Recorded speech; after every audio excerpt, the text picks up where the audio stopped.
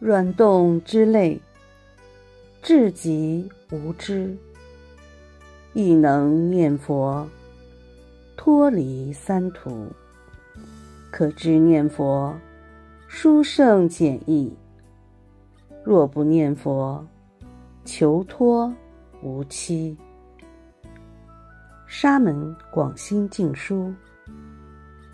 软动之类，就是指蠕动的虫类。这样的对象本身非常无知。一个人为什么会堕落到虫身呢？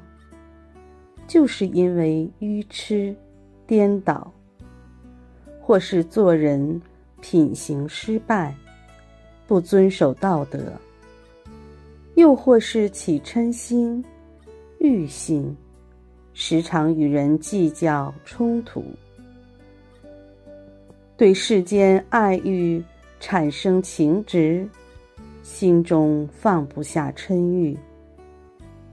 这类的人受到因果业报的感召，死后转生堕落为虫身，不仅没有人类的智慧，甚至不及猫狗的聪明，对世间不明不白，只能依照业报身的本能而行，可说是无知到了极点。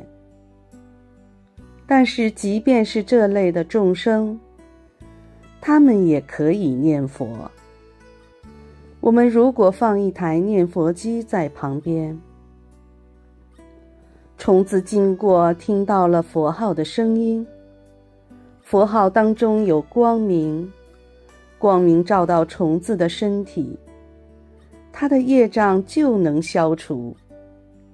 即使虫无法口称佛号，但若是心中意念佛名，心生欢喜，那么阿弥陀佛就会来接引他去西方极乐世界，脱离三途的苦报。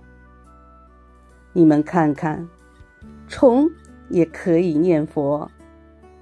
这么软的虫子，在世俗人眼里看起来是这么低等的生物，结果它竟然也能念佛，能够因为念佛而脱离地狱、恶鬼、畜生。由此可知，念佛不仅简单、方便、容易，而且是非常殊胜的。连虫子这样的鸢飞蠕动之类，阿弥陀佛都不舍弃，平等地救度他。这已经远远超出一般人的常识，无法用人的智慧去判断。所以念佛非常的特别，是超越一切的殊胜。虫子这样的鸢飞蠕动之类，若是不念佛，不依靠佛愿的力量，便求脱无期，根本不知道何时才有脱离苦难的一天。每天只能做一只虫子，再次转世还是出生做虫子，非常可怜。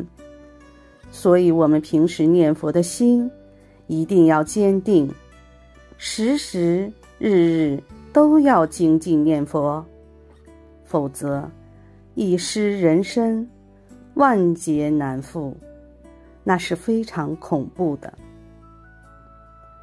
人生难得今已得，佛法难闻今已闻。此生不向今生度，更向何生度此生。南无阿弥陀佛。